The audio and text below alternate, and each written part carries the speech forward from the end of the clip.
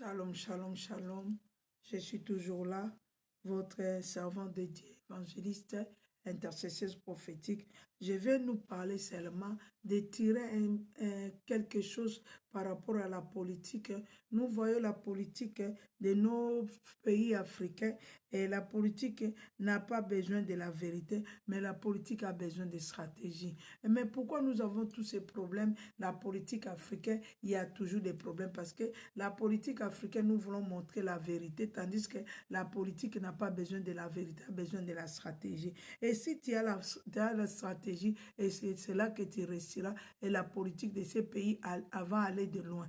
Et nous voyons qu'à la politique, ce n'est pas l'Église, c'est l'Église qui a besoin de la vérité, et la politique a besoin de stratégie. Si nous comprenons ces choses-là, et si nous les mettons à part, nous allons voir que nous allons réussir. Pourquoi? Parce que si on amène à la politique la vérité, tu vas voir que les gens ne vont pas accepter et ils vont te embrouiller.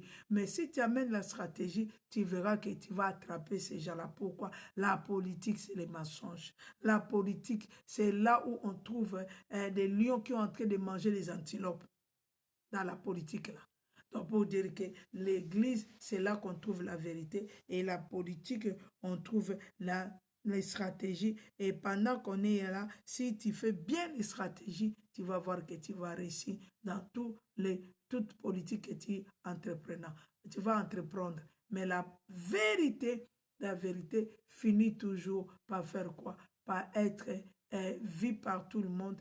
Et quand la vérité parle, tu vois que l'autre qui est là, ton ennemi va échouer. Parce que la vérité, comme nous le connaissons, c'est Jésus-Christ de Nazareth. Et est-ce que tu as déjà vu là où Jésus-Christ a échoué? Non. Partout il passe, il réussit toujours.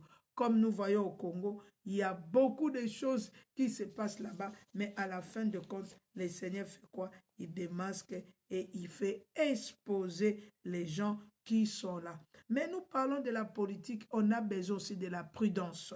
Si dans la politique, on n'implique pas les mots où on n'exerce pas la prudence, et c'est là que nous voyons la politique de ces pays va en dérive. Et nous voyons même dans la politique où nous avons besoin de l'autorité morale. Et aujourd'hui, nous voyons dans l'autorité morale, nous voyons aussi les mots d'ordre. Quand dans la politique, là où vous êtes, il faut que l'autorité morale, sa parole soit respectée. S'il dit, ne parlez pas, tous les gens qui sont ses disciples ou ses partisans ne vont pas parler.